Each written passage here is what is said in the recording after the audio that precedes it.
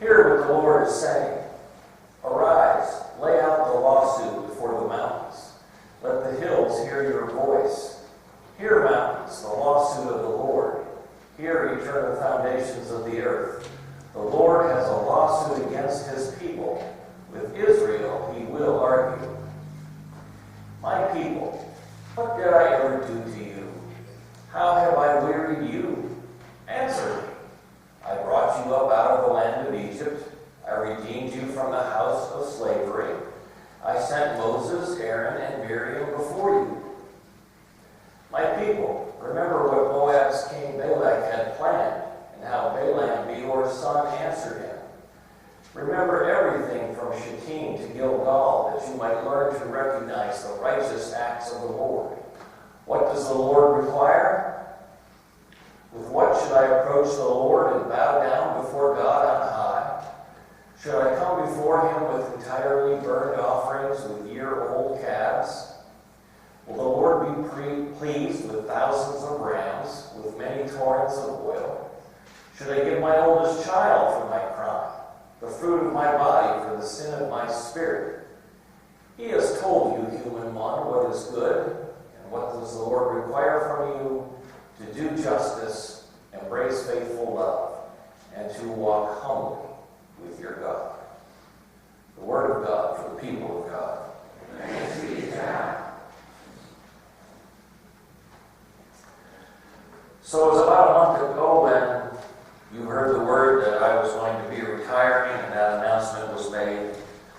And so 2 weeks ago, Urban Meyer announces he's retiring. And guess which one of us is being talked about the most?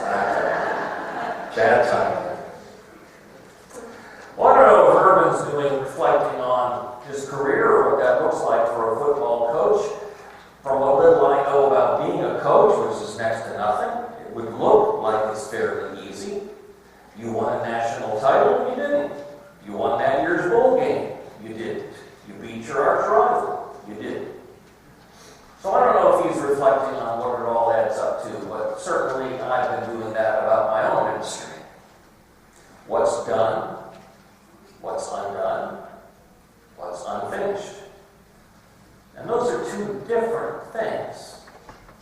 What's unfinished is not necessarily the same as what's undone. Because in some cases, it's what's been left undone, as in not started at all. And this is one of those passages that I come back to again and again, because it grabs hold of my soul and just won't let go. To do justice, to live with fairness, with equity, with equality in the world. And how do I do that? How have I done that? How am I participating, if at all, in helping God create a more just world for people to live in? At this time of year, it's customary for you and I to think a great deal about issues of poverty and need and want. And of course, in the church, there's special offerings, there's red kettles outside stores, there's appeals from all kinds of charities. We just passed National Giving Tuesday, where all kinds of charities had opportunities for folks to make a difference. What about the other months of the year? What do I do then? And do I do enough?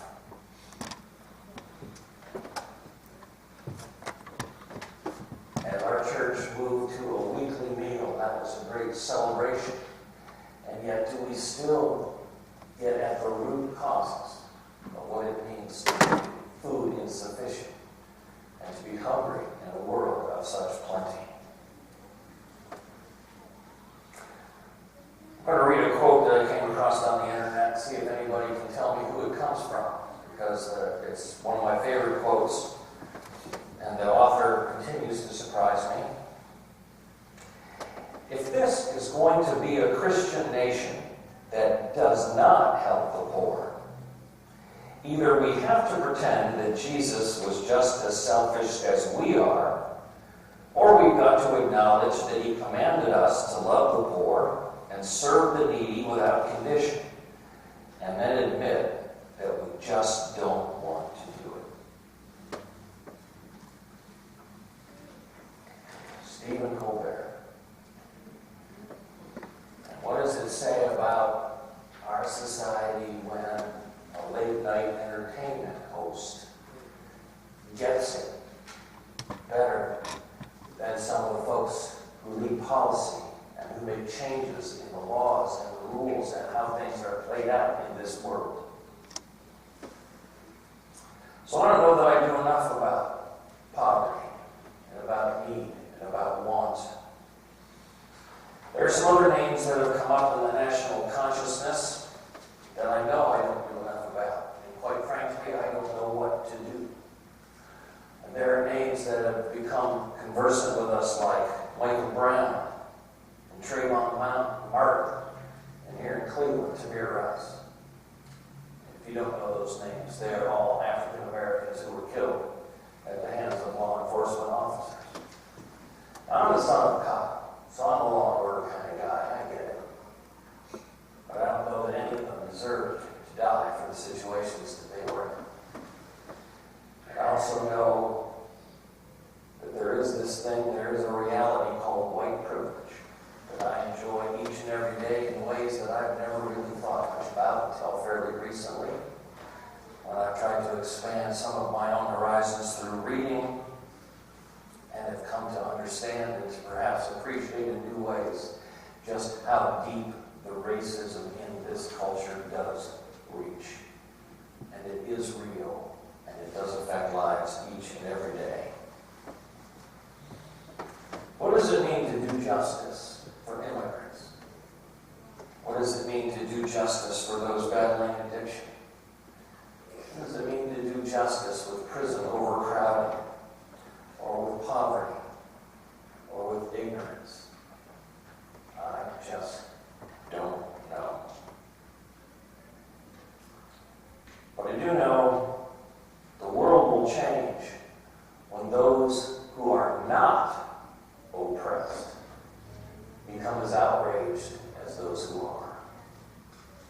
And that's what God calls us to be about. And that's that great passage you heard read today from John the Baptist as John preached, and each successive group that was read so well. He did such a great job of getting that accent of the tax collectors. What should we do? The soldiers. And what should we do? Because the question comes to every single one of us, you and me. What should I do? And as funny as this may seem, being the preacher, I don't have your answer. I'm still looking for mine. I just know that I probably don't do enough. That even as I retire from this ordained servant ministry, the cause to be God's person goes on. And the need goes on. And the call